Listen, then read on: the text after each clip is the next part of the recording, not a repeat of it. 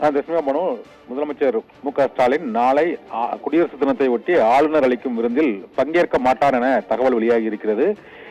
ஏற்கனவே ஆளுநர் அளிக்கும் அந்த தேநீர் விருந்தை புறக்கணிக்கப் போவதாக பல்வேறு கட்சிகள் புறக்கணிக்கப் போவதாக தொடர்ந்து அறிவித்துள்ளன. சட்டப்பேரவையில் ஆளுநர் உரையை படிக்காமல் அவர் தவிர்த்ததை அடுத்து காங்கிரஸ், மதிமுக மற்றும் விசிக, கம்யூனிஸ்ட் உள்ளிட்ட கட்சிகள் குடியரசு தின விழாவை ஒட்டி ஆளுநர் அளிக்கும் தேநீர் விருந்தை புறக்கணிக்கப் போவதாக அறிவித்துள்ளனர். இந்த சூழ்நிலையில் முதலமைச்சர் மு.க.ஸ்டாலின் நாளை அரிட்டாப்பட்டி செல்வதால் அங்கு டங்ஸ்டன் திட்டம் ரத்து செய்யப்பட்டதை அடுத்து அந்த மக்கள் அளிக்கும் பாராட்டு விழாவில் பங்கேற்க முதலமைச்சர் நாளை மதுரை மாவட்டம் அரிட்டாப்பட்டிக்கு செல்ல இருப்பதால் மாலையில் நடைபெறக்கூடிய ஆளுநரின் தேநீர் விருந்தை முதலமைச்சர் தவிர்ப்பார் என எதிர்பார்க்கப்படுகிறது. ஆனால் தமிழக அரசின் சார்பாக அமைச்சர்கள் எவரும் பங்கேற்பார்களா என்பது தொடர்பாக இதுவரை அதிகாரப்பூர்வமாக எதுவும் அறிவிக்கப்படவில்லை.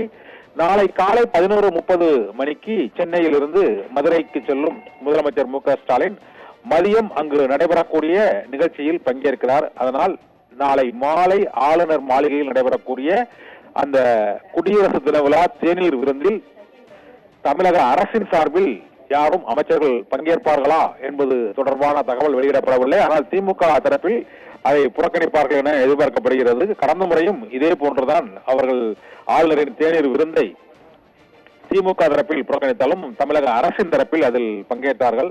இந்த முறை அதையும் தவிர்ப்பதற்கு திட்டமிட்டிருப்பதாக தெரிகிறது. இதனால் முதலமைச்சர் ஆளுநரின் தேநீர் விருந்தில் பங்கேற்க மாட்டார் என்பது உறுதியாகி இருக்கிறது.